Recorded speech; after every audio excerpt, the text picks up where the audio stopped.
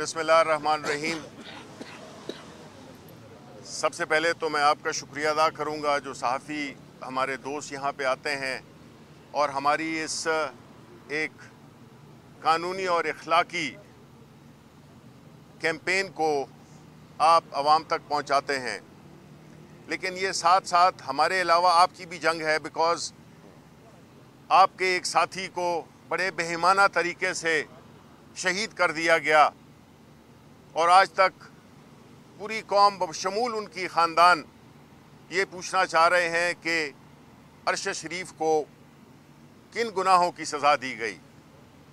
आया वो अपना जो फ़र्ज़ है वो पूरी ईमानदारी से निभा रहा था, जो कि सब सहाफ़ियों को करना चाहिए, या उसका कोई ज़ाती एजेंडा था? तो ये तो हम सब जानते हैं कि उसका कोई ज़ाती एजेंडा था नहीं। उसके बाद हमें बड़ा अफसोस है कि आज 10-11 रोज़ इस मुल्क के फेडरेशन के नुमाइंदे यहाँ पे एक बड़ी ही अदब के साथ अपना एहतजाज रिकॉर्ड करा रहे हैं, लेकिन बदकिस्मती से चूँकि हम आवाम के नुमाइंदे हैं इसलिए हमें कोई घास नहीं डाल रहा। अगर यही काम हमारे किसी फेलो जज के साथ या हमारे जो मोहतरम जजेस हैं उनके साथ ये काम होता तो आज सूरत हाल ऐसे होती।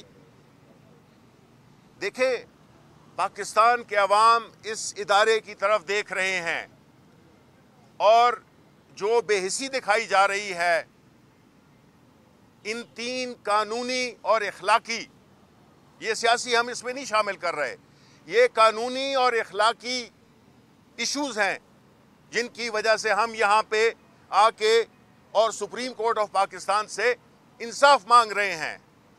मैं अपने अवाम से भी ये उनकी याद दहानी कराना चाहता हूँ कि आपके नुमाइंदों के साथ ये हो रहा है जो हुआ, जिसमें कि खान साहब पे कातिलाना हमला, हमारे मोहतरम आज़म स्वाति के साथ जो हुआ और अरशद शरीफ के साथ जो हुआ, एक सहाफ़ी, उनकी कोई सुनवाई नहीं हो रही, कोई टस से मस नहीं हो रहा।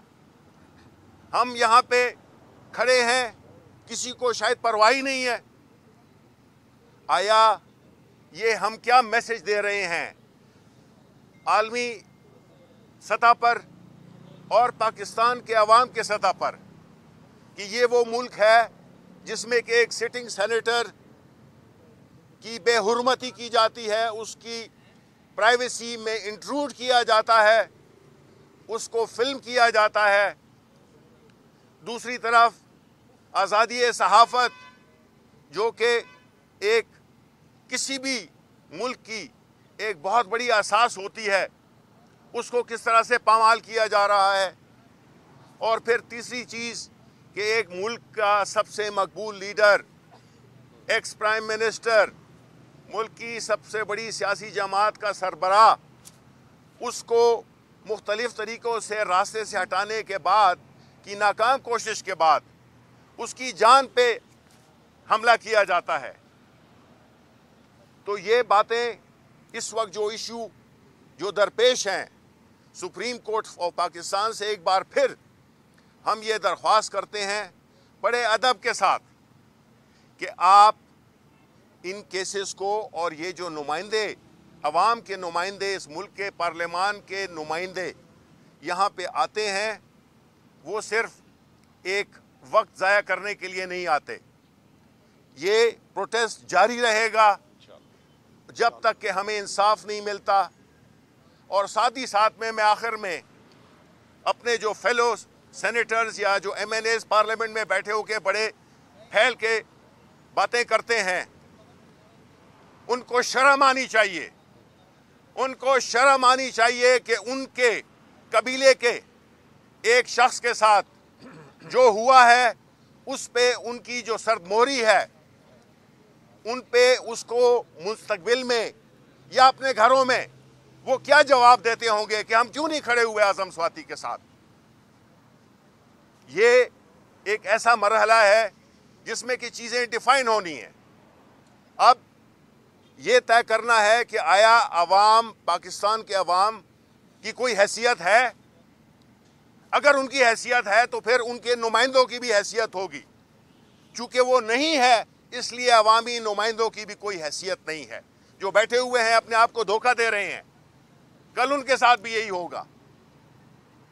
तो आखिर में मैं एक बार फिर आपका शुक्रिया अदा करना चाहता हूं कि आप लोग यहाँ पे आए और हमारी इस एक्टिविटी को आपने अवाम तक पहुँचाया। शुक्रिया।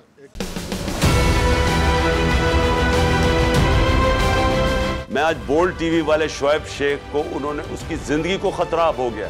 पहले उसको था अरशद शरीफ को, आज शोएब शेख का मुझे पैगाम आया, उसको धमकियां दे रहे हैं कि उसको मारेंगे। इस सिर्फ के बोल्ड टीवी हमें उठा रहा है। बोल्ड ने हमेशा हक और सदाकत का साथ दिया, सच के साथ खड़ा रहा। हम हैं मिसाल अब्र, मगर इस हवा से हम डर कर सिमट ही जाएंगे, ऐसे भी हमने। बड़ी मुश्किलात, बड़े बड़े चैलेंजेस, सिर्फ बोल खड़ा रहा, बोल डटा रहा। बोल को है जरूरत अवाम के दुआओं की। इज़हार आसाती के लिए, पाकिस्तान के लिए, पाकिस्तानी अवाम के लिए।